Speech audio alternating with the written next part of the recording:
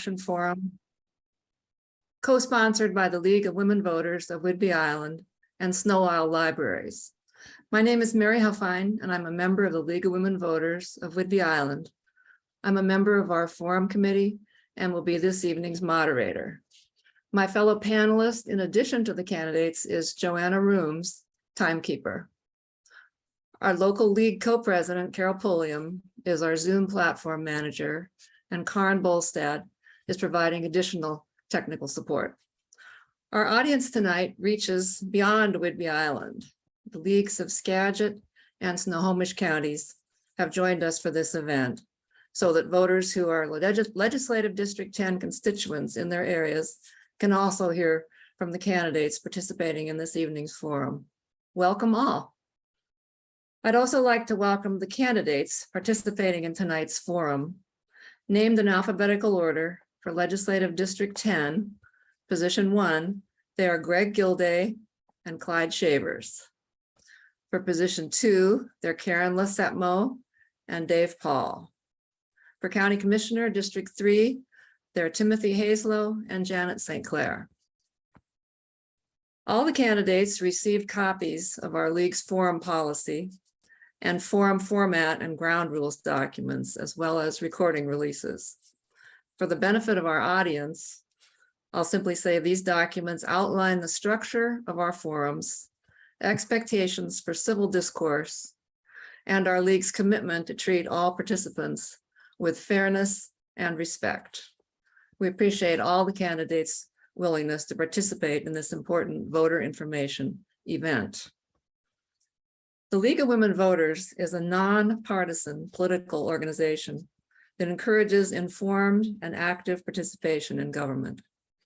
The League works to increase understanding of major public policy issues and influences public policy through education and advocacy. We endeavor to make democracy work by offering events like this, by registering voters, and much more. If you're interested in our work, join us.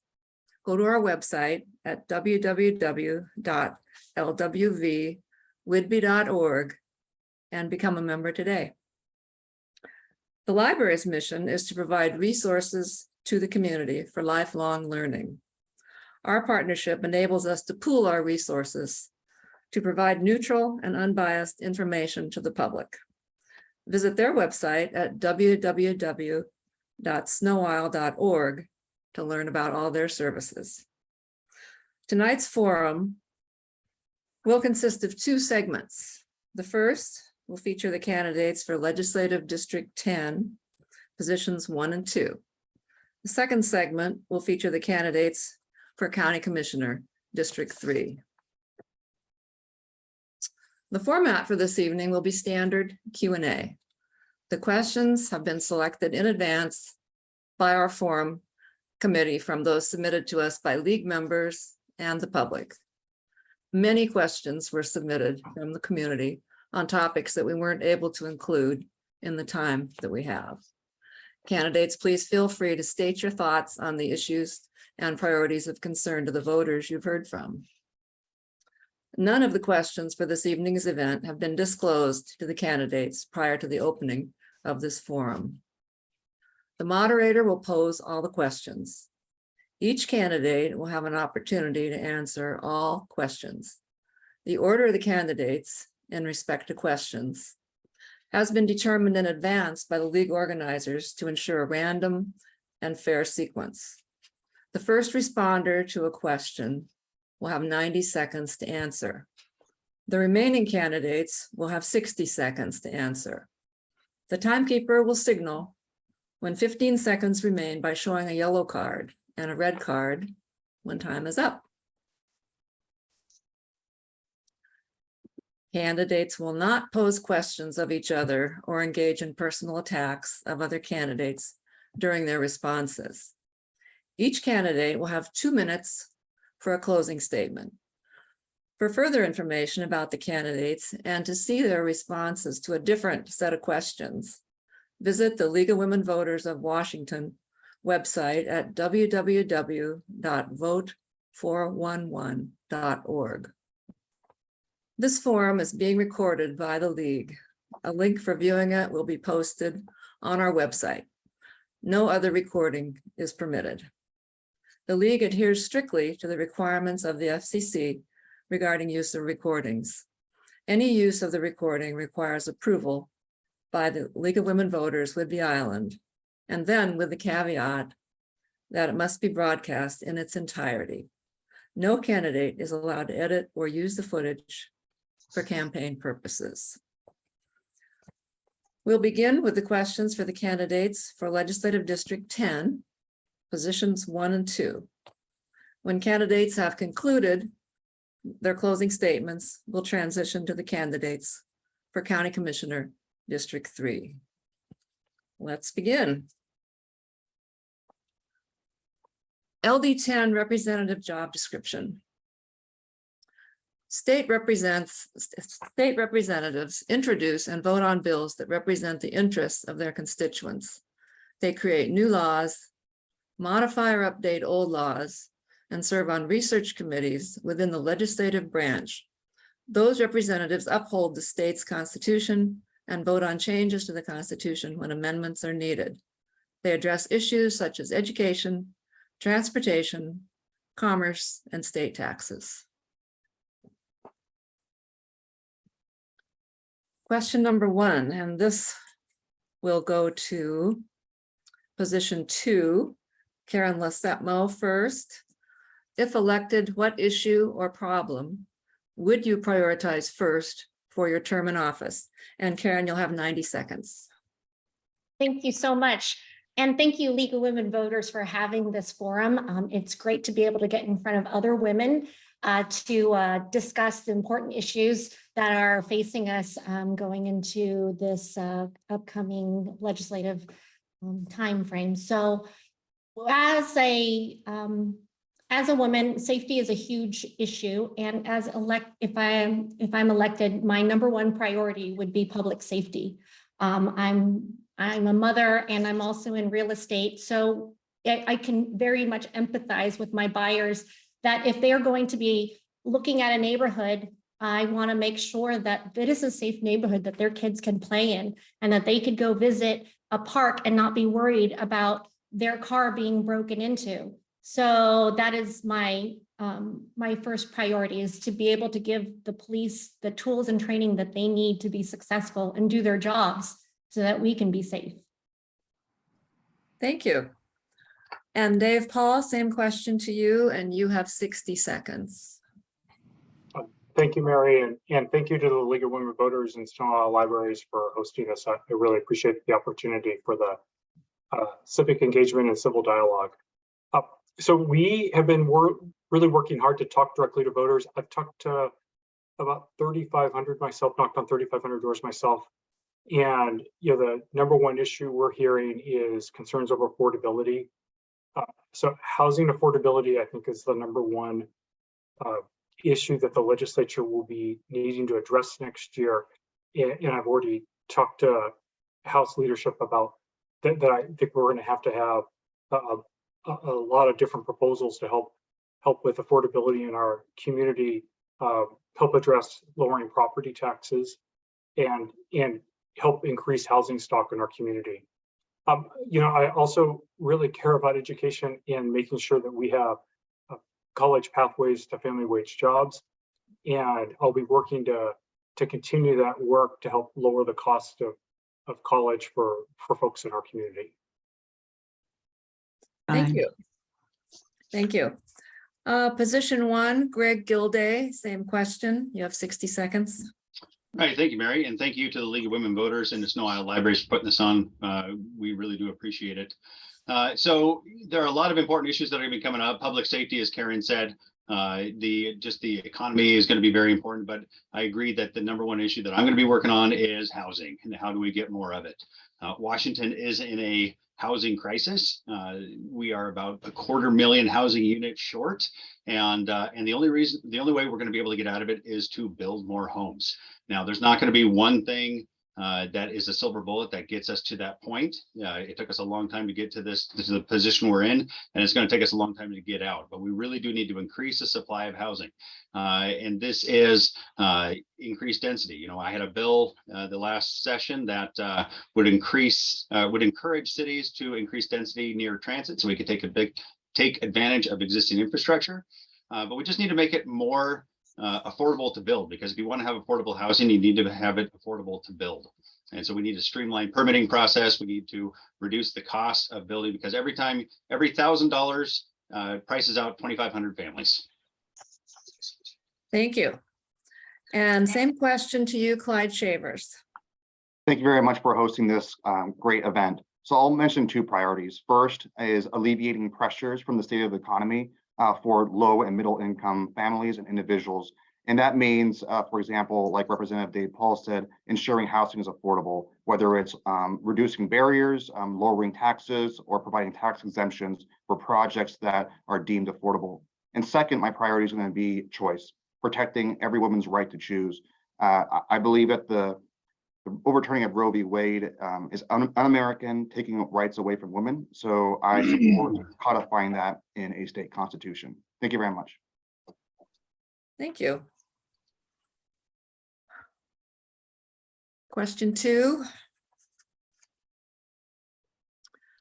Please give an example of your working with someone of different political views to accomplish a challenging goal. And this will go to position 1, Clyde Shavers. First, you have 90 seconds. So working with a broad range of backgrounds and experiences was my life for 4 years at the U.S. Naval Academy and for about 8 years in the U.S. Navy, serving in the Middle East, serving in Southeast Asia, and serving my country for those 12 or so years. So for us, it was one mission, one fight, one team.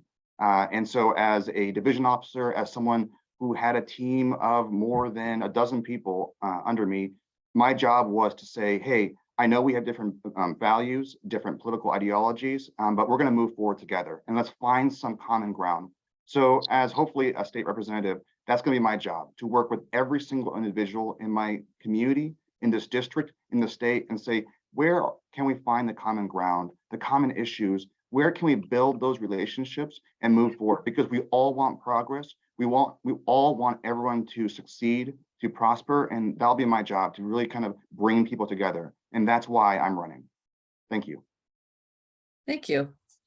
And Greg Gilday, same question. You have 60 seconds.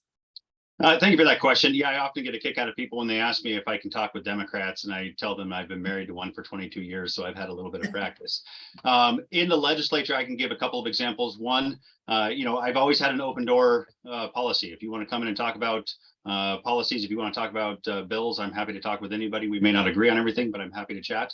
I did have a meeting with the ACLU of Washington my first term, and at the end, I had to thank them. And they asked why. And I said, well, because if you would have told me a year ago that I'd be sitting here in a meeting with the ACLU, nodding my head going, yeah, that's a really good point, I'd have told you you were full of it. But here I am with the meeting with the ACLU, nodding my head saying that's a really good point. So neither side has a monopoly on the truth. So I think it's important to listen to everybody.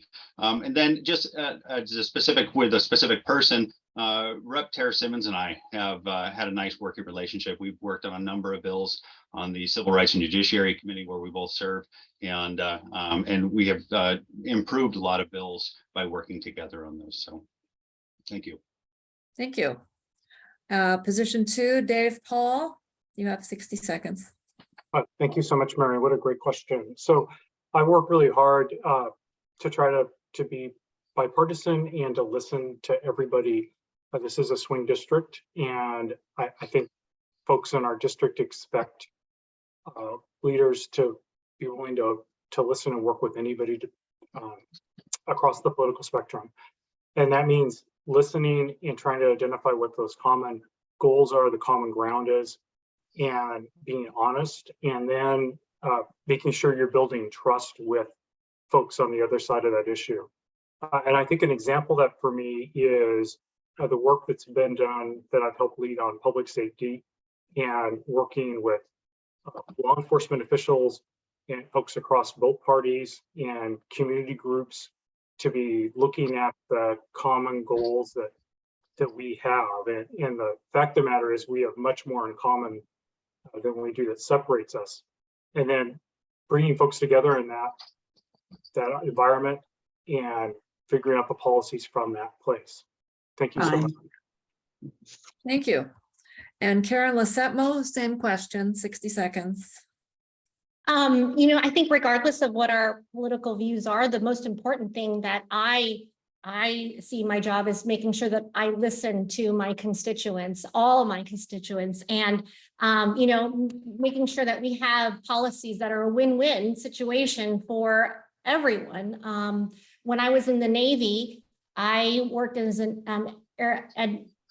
aviation administration. So my job was doing the paperwork for the aircraft when they were doing maintenance. And it is very difficult to get several different shops to be able to be working on the same plan that they are giving out. And so my job is basically going shop to shop and then, addressing everybody's needs, and so that we can work in synergy to be able to accomplish our mission. So, and so that moving into the future, that's not going to be any different. I'm making sure that what I'm doing and what we're planning is actually going to benefit our community. And that's going to be my main priority. Thank you. Question 3. If elected, would you vote to allow the state legislature to make medical decisions for individual citizens? For example, the following categories: end of life, women's health, and gender identity. So position 1, Greg Gilday, you get the question first. You have 90 seconds. That's a lot to pack into 90 seconds, but I'll give it a shot. So no, I don't believe that the government should be involved in making medical decisions. I think that vaccines, for example, I know that's not on your list, but it's one of the major topics that has been up in the last couple of years. I am not against vaccines. I'm vaccinated myself, but I don't think that it was the government's job to require people to get vaccinated and to punish people that didn't. As for women's choice, if you listen to my opponent, you may wrongly assume that I'm anti-choice, but my views legislatively on abortion are quite simple and straightforward. Voters set that law. They did codify it in a couple of initiatives, last one being in 1991, and then that law is set at 24 weeks. I think that if we're going to change that law, we need to go back to the people and put it up to a vote. And I'd oppose any bill on abortion that does not send the question back to the voters. As for the others, no, I don't think the government should be involved in making medical decisions. I think that's a personal choice, and I think it's a choice that parents should be involved in when their kids are involved. Thank you. And now to Clyde Shavers, you have 60 seconds. Like I mentioned before, as a pro-choice candidate, I don't believe in the government making decisions about our private healthcare decisions. Now, I think there's an important distinction, though. It's not just access to abortions. It's access to preventative prenatal healthcare. It's access to contraceptives. It's access to treatment and care for women whose lives are at risk due to pregnancy or miscarriage. So I think this issue is not just about abortion. It's an issue for women's rights in general, and it's an issue for all of our rights in general. And so I think we've seen bills that relate to all these issues already on the floor, and we've seen how certain individuals and representatives have voted on these bills. So I really I encourage everyone to look at representatives' voting record and see where they really reside on whether they're going to vote yes or no on certain bills that relate to women's health and access to healthcare. Thank you. Thank you. And to position 2, Karen Lasetmo, you have 60 seconds. Oh, that is a very heavily packed question. I agree. But, bottom line, I still stand by the idea of having medical freedom. And when you start allowing government to get involved with our personal choices, that's a very slippery slope. And as a legislator, I'm always going to kick back to the people and what they decide that they want to do. And for each individual, we can't keep packing everybody into a one-size-fits-all kind of a viewpoint on medical decisions and government involvement. So, you know, as a woman, I am very much involved with ensuring that women's health is a priority, and ensuring that women are able to have the access they need, but they also need to have the freedom to be able to make their own choices in cases of their medical decisions with vaccinations and things. Okay, thank you. Thank you. And Dave Paul, same question. You have 60 seconds.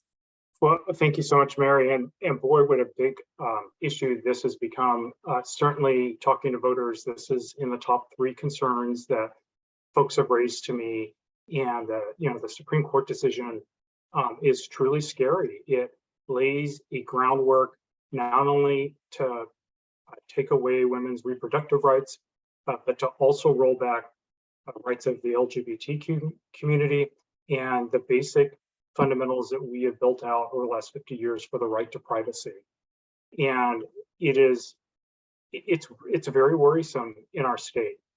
We have folks that I disagree with strongly in the state legislature that would like to take away these rights in our state. And some of those folks have come up to our district this year, and we just cannot let that happen. And these decisions should be made by women and their families and their doctors, and not being involved with the state legislature. Thank you. Let's go to question 4. What specific next steps should the state legislature take around climate change to assure that our children and grandchildren live in a world free from extreme weather and have clean air and water? This goes to Dave Paul first. 90 seconds to you. Oh, thank you, Mary. What a great question. And so this is, you know, a major issue facing our community and our state. And the legislature has done some really good work to help address this. You know, first, our transportation sector is the largest contributor to greenhouse gases in our state. And we've done some really smart things to help reduce the effective carbon, or the amount of carbon produced by our transportation sector. So we help with the clean fuel standard that's going to make sure that we have cleaner fuel for our gas powered cars. And the great thing about that is that much of that fuel will be created here in Washington State with biofuels and refineries in our region. But we've done work to help make sure that our electric grid will be on 100% clean energy in the next decade. And that's good for both the environment and consumers. And, you know, looking forward, I think work on our making sure that our buildings are as clean as possible. And just so much goes into the carbon can be produced by the actual building materials. So making sure that we're smart about that. And then addressing the Growth Management Act and making sure that it accounts for climate change and how to reduce impacts on our community. You know, this is a really big issue, but our state is a national leader in this area, and I'm proud to have helped contribute to that work. Thank you. And Karen Lasetmo, same question, and you have 60 seconds. You know, I'm all about an approach where I want to be at the most impact for the amount of money that we are putting towards this. And you know, right now when we're talking about clean air, you go step outside right now and take a nice deep breath, and you're going to realize that it's the smoke in the air that's causing that. And if we had better forest management, instead of, you know, let's focus on the things that will make a big impact, and putting our money towards better forest management is going to make a bigger, stronger impact for us long-term than say, you know, the things that make our housing more affordable, our groceries. I mean, the things that are making our housing more expensive and the things that are making our groceries and gas more expensive is not helping us long-term. I want to ensure that our children and grandchildren do live in a world that with clean air, but it needs to be practical and it needs to be measurable. So those are going to be my priorities. Thank you. Position 1, Greg Gilday, you have 60 seconds. Same question. Thank you for that question. So yeah, what we need to do is we need to better prioritize the systems and programs we have at the state and target those ones that we can actually have measurable results, because if you can't measure it, you can't manage it. And we need to invest in those programs that give us the most bang for the buck. Representative Paul brought up clean fuel standard. We also have the low carbon fuel standard. And the only thing that these are guaranteed to do is to raise the price of fuel. It's not guaranteed to do anything else. And we can get cheaper reductions in atmospheric carbon by just buying offsets from the Bonneville Power Administration. Ferries, we're spending hundreds of millions of dollars to electrify the ferry system, when our electric system probably can't handle it at this point. We don't know, because the governor vetoed that bill. That was a nice bipartisan bill to map out our infrastructure in the state. But we would get so much more bang for our buck, like Karen said, if we managed our forests. If we put that hundreds of millions of dollars towards managing our forests put out 7.85 million metric tons a year on average into the atmosphere, whereas the ferries only put out 180,000. So we need to focus on what gives us most bang for the buck. Thank you. And the question goes to Clyde Shavers, 60 seconds. There's 2 initiatives I'm focusing on. One, as a future thinking individual, we need to ensure that we have a robust, comprehensive electric grid, electric network here in the 10th. We've seen reports from California where it's difficult for people to charge their vehicles, for example. Well, we need to make sure that doesn't happen in Washington State. It doesn't happen at home. So I'm all about providing those resources and tools to make sure that we have charging stations everywhere and that the electric grid can handle charging. Second, I am all about ensuring that we have everyone, all workers, workers who are in natural gas, for example, who are involved in this process, involved in creating a better future, a cleaner future. And that means ensuring that they have great pensions, ensuring that their trainings are easily translatable to what we need to do in the future, make sure that they have appropriate worker safety standards, and make sure that they can actually have a living wage. So those are the 2 initiatives that I think will really propel us forward in a comprehensive, bipartisan, and just a really great way of just telling the nation we are the leader, like Representative Dave Paul said. Thank you. Thank you. And now to closing statements in alphabetical order by position, and you'll each have 2 minutes. Position 1, Greg Gilday. Thank you again to the League for putting this on today, and thank you to everyone who showed up to listen to the candidates tonight. We really do appreciate it. So in my day job, I'm an attorney with an office in Stanwood, and I'm the 3rd generation of my family to live and work in this area. My wife and I chose to become members of this community and raise our kids here, the 4th generation, long before I chose to get into politics. I have a vested interest in keeping this district the best in the state. And I believe that my background, leadership ability, and my track record over the past 2 years makes me the best candidate. When I go back down to Olympia, I'm going to continue to fight for good jobs, good schools, and good government. And that includes fighting to improve our public safety laws, including local law enforcement make the decision of whether to pursue criminals or not, and making hard drugs illegal again. Second thing I'm going to work on is drug addiction and mental health issues, and ensuring that people have access to the treatment that they need. Another thing that we can work on is exercise some fiscal restraint in the state budgeting process, that to realize that it's not going to be this flush. Our budget's not going to be this flush going forward in the future. We will have a recession at some point. So, and in doing all this, I'm going to continue to work across the aisle and listen to all parties, because like I said before, neither side has a monopoly on what's right. I've had an open door policy since I've started this, and I will continue to have an open door policy. So again, I'm Representative Greg Gilday. I'm running for the State House of Representatives in the 10th Legislative District, position number 1. I respectfully ask for your vote because I'm from here and for here. Thank you, and I hope you have a great evening. Thank you. And position 1, Clyde Shavers. I want to thank everyone for watching today. As a first-time candidate, I'm hoping to usher in a new generation of young public servants, young leaders, and walk away from the divisive politics of the past. As a Navy veteran and a U.S. Naval Academy graduate, I'm fighting for the benefits and services that every veteran, every reservist, every active duty personnel deserves. As someone engaged to a special education teacher, kindergarten through 5th grade, I'm fighting for more and better opportunities for all of our children through career and technical apprenticeships and trainings and colleges.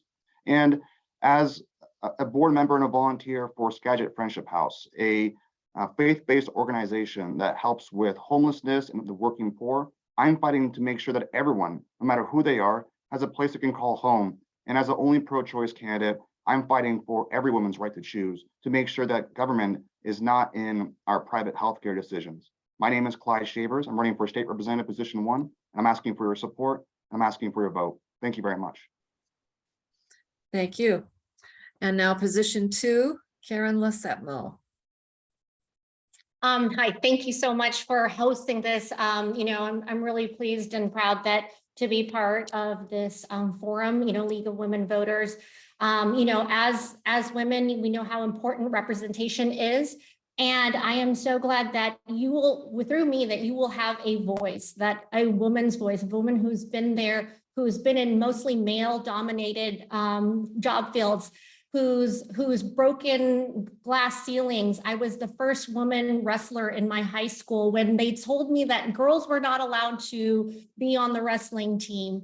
I was also the first woman to join the military. So as a female veteran is an extremely rare thing to be. And having served our country and held my hand up and swore to uphold the Constitution and defend it from all enemies, I plan on doing that again with your support and your vote. So my name is Karen Lesepmo. Again, I'm running for position 2 and for Legislative District 10. Thank you very much. And thank you. And Dave Paul. Oh, thanks so much, Mary. And thanks again for taking the time to chat with us this evening, and for the League of Women Voters and the Snow Isle Libraries for hosting this event. So folks, I'm Dave Paul, and it's been an honor to serve in the legislature for the last 4 years. My wife and I, we live in Oak Harbor. We've got 4 amazing kids, and really fortunate that 3 of our kids just graduated from college, and we've got a senior at the high school.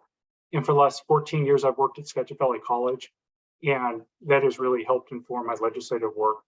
I've focused a lot on, first of all, listening to constituents and finding out what local priorities are, and then advocating for those concerns in the state legislature. And almost all of my bills have been ideas that have been brought to me by constituents, and I really think have helped our community. So I've worked a lot on college affordability and helping to make sure that we have great pathways to family wage jobs, helped create, for the first time ever, a summer Running Start program. So we've had Running Start for years that allows students to earn college credit in high school, but they have not been able to legally do that in the summer, and we finally got that fixed. I've worked on a lot of veterans education issues and helping to make the pathway from service in our military to the classroom to make that easier for both active duty service members and veterans and their families.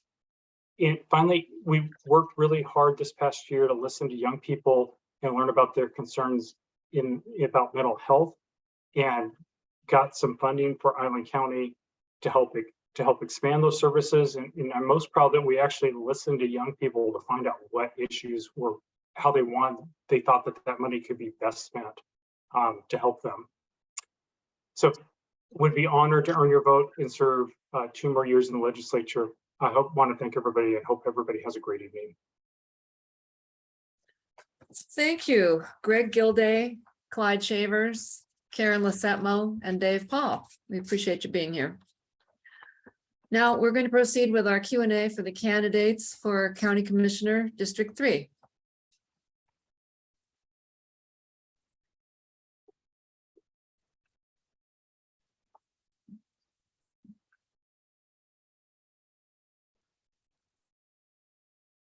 Do we have the candidates? I'm here. Hi, Tim. And Janet is somewhere. I'm not seeing her, but I'm right below you in my screen, Mary. great. Okay. All right. Let's read the job description. County Commissioner job description. Commissioners are charged with overseeing county operations, financial and budgetary matters, and the adoption of laws that regulate county growth, health, safety, and welfare of its citizens.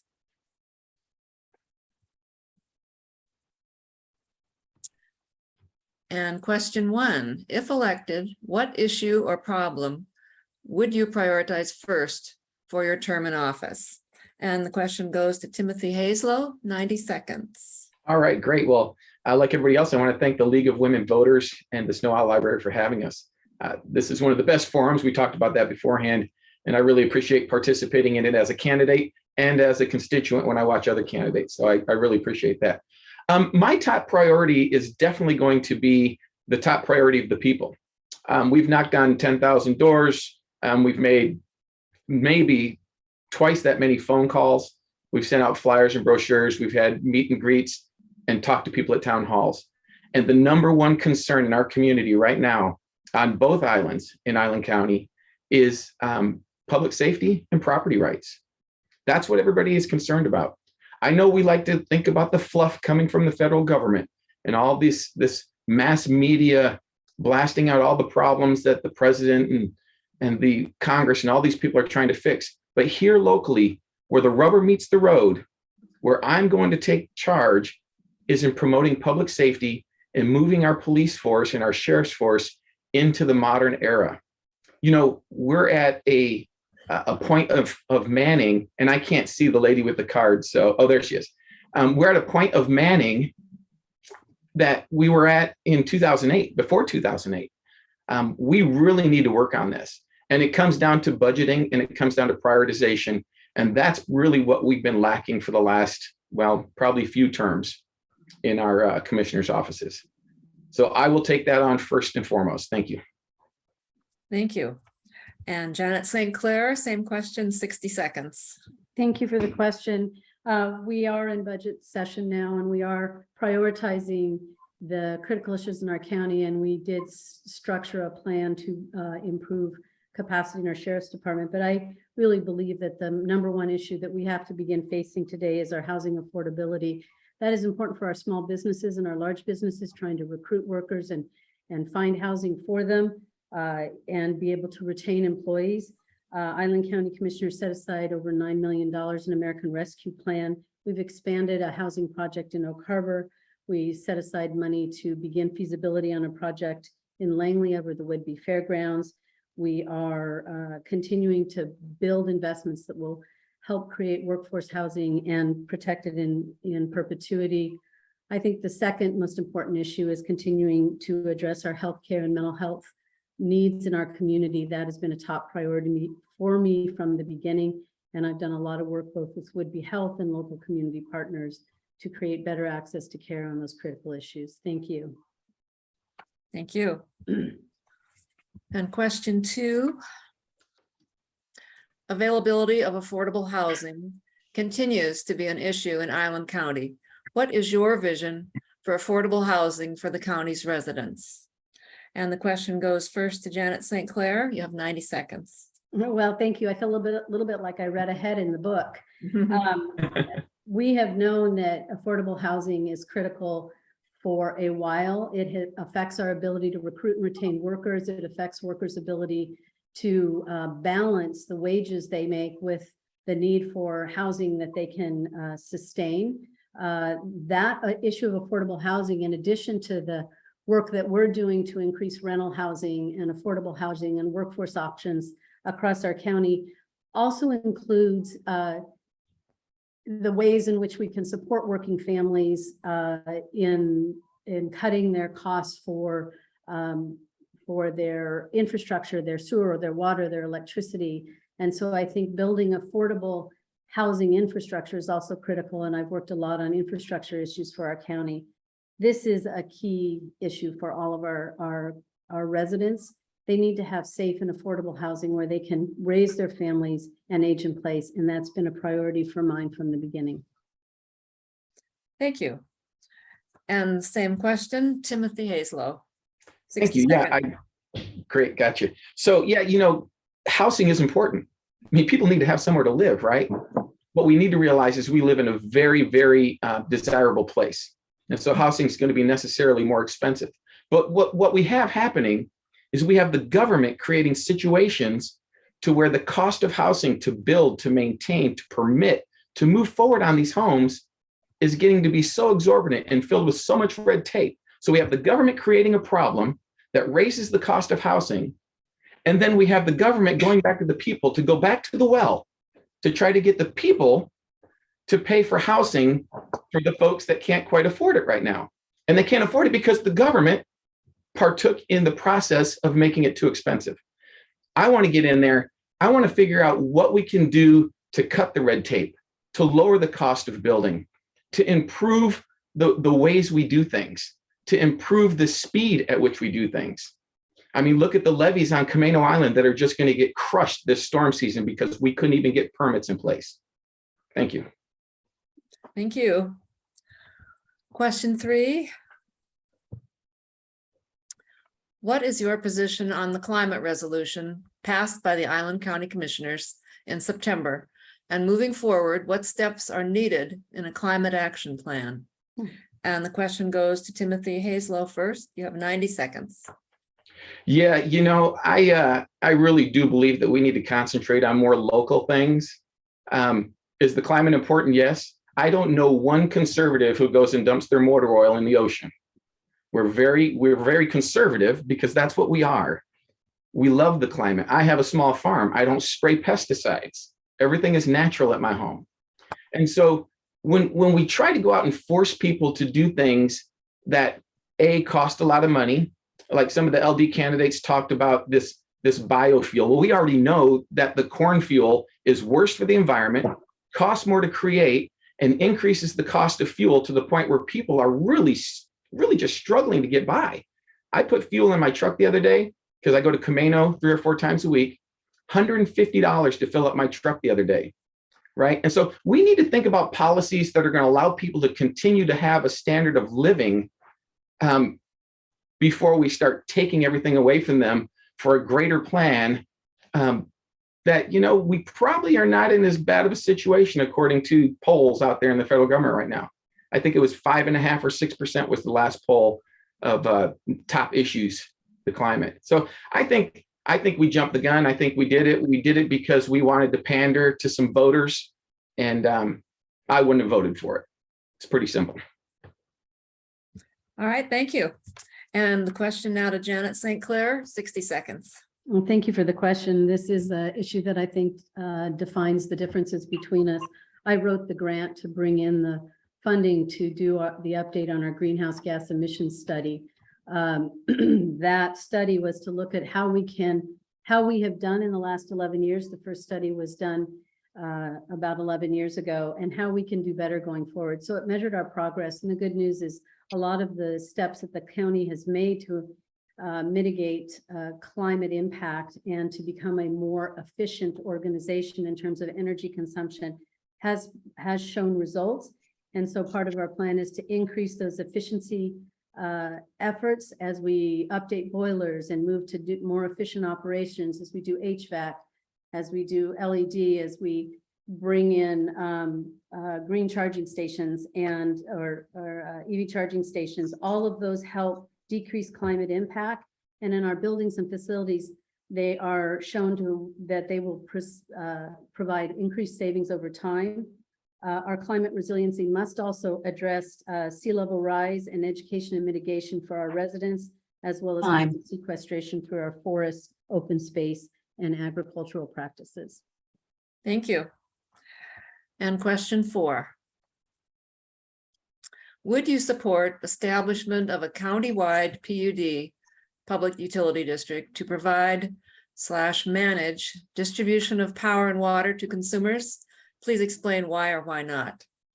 And this goes to Janet St. Clair. You have 90 seconds.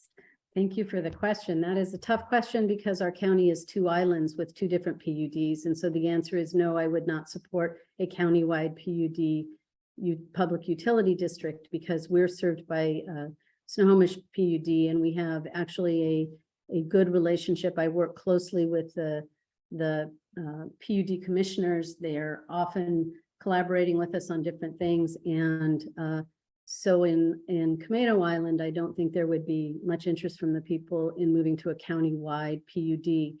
On Whidbey, it is a challenge because Whidbey has much more challenging issues with their PUD district and grid insecurity.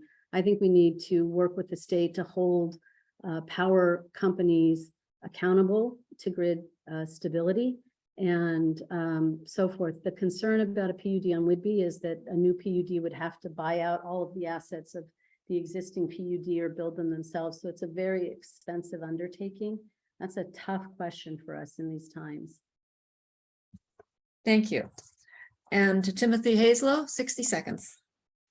Wow, Janet just said it all. I totally agree with everything Janet said when it comes to the public utility district. One of the things that's really, really important to me, though, is personal property rights, right?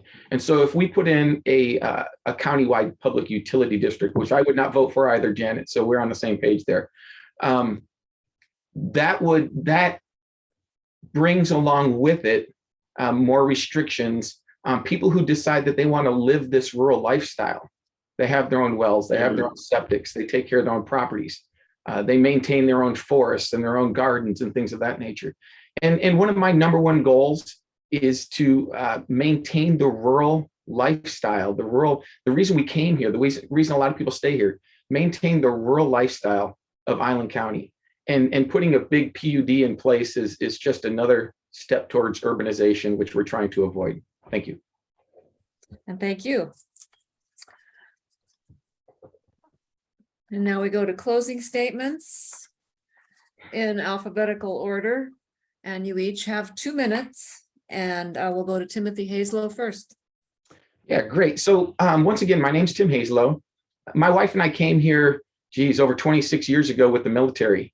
We stayed here because we loved that rural environment I was just talking about. We love the community, we love the safety, we love the people. The environment, man, it's beautiful. There's not a more beautiful place on earth, in my opinion. And my wife says that every time we cross the bridge or every time we take the boat out. But what we found is over the last 4, 6, 8 years is those things that we stayed here for, those things are starting to leave us. Crime is higher than it's ever been. Cost of living is higher than it's ever been. The roads need to be maintained. The grass needs to be cut. The invasive species of plants that we can do better against. All these things that we came here and decided to stay here for are really starting to wander off. And I wonder if it isn't because we have people that just moved to Island County or to our district and all of a sudden decide that they're going to run for office and take charge and create the environment they came from, rather than preserve the environment that we love. And so I'm Tim Hazlow. I'm going to preserve the environment we love. I live here. My kids live here. They were brought up here. My grandkids are here. We're not going nowhere. I ask for your vote. I ask for your confidence, and you can look me up at timhazlowforcommissioner.com. And thank you very much to the League of Women Voters. Have a great evening. Thank you. And Janet St. Clair, your closing statement. So I want to thank the Snow Isle Libraries and the League of Women Voters for hosting us tonight. I share this mission of informed participation in democracy, and I encourage everyone to vote. As this is also our last forum, I want to take a moment to thank all of the candidates who have stepped up, as well as my opponent, Mr. Hazlow. I'm endorsed by Congressman Rick Larson, Attorney General Bob Ferguson, and Washington State Treasurer Michael Policiotti, as well as retired Major General Trish Rose. I have bipartisan endorsements from county commissioners across our state because they know my work ethic and dedication. I'm endorsed by firefighters, Snow Isle Labor Council, and local unions because they know I support working families. I'm endorsed by Washington Conservation voters because they know I'll protect our vital resources in this beautiful place we call home. Finally, I'm endorsed by Whidbey Health's Dr. Meg McSorley, Nursing Manager Tabitha Sierra, and Dr. Greta Kammermeyer, as well as the Northwest Women's Political Caucus, because they know I will support women's right to make their own healthcare choices. These and over 200 local residents have endorsed me to be your Island County Commissioner for another 4 years. I've been chair of the Island County Board of Health for 3 years. Our community is stronger because of our critical health and human services. These includes our veteran support services, housing assistance, home visiting for at-risk families, disability services, and youth programs such as the investments made at Big Brothers Big Sisters and Boys and Girls Club of Oak Harbor. During COVID, I assured we followed science, not politics, And Island County had the third lowest death rate in the state through our work to promote masking, testing, quarantine, and vaccination. I have actively worked to improve transportation, broadband, and infrastructure in our county, supporting our port districts, local municipalities, and diking districts. I have strong relationships in Olympia and in DC, and I'm working to bring resources to Island County to improve our water and prevent flooding. I am Janet St. Clair. I am your county commissioner, and I'm deeply honored to ask for your vote for another 4 years. Thank you so much to everyone, and have a great evening. Thank you. Thank you, Timothy Hazlow and Janet St. Clair. Thank you. That concludes our questions for this evening. Thank you all for attending this event. I also want to recognize my fellow members of the Forum Committee for all their contributions to make this virtual event possible. And a special thank you to our League co-president and platform manager, Carol Pulliam, for making our virtual forums a success. One final note, ballots should begin arriving in the mail after October 21st. If you haven't received a ballot by October 28th at the latest, contact the auditor's office in Island County. That number is 360-679-7366. If you choose to mail your ballot, remember that it must be postmarked on or before Election Day, November 8th. There are also secure drop boxes located throughout the county where you can drop off your ballot. To find one located near you, go to elections@islandcountywa.gov. If you or someone you know has not yet registered to vote, you can register online until October 31st or in person at the auditor's office up to and by 8 p.m. on Election Day, November 8th, 2022. Please vote. Thank you again and have a good evening.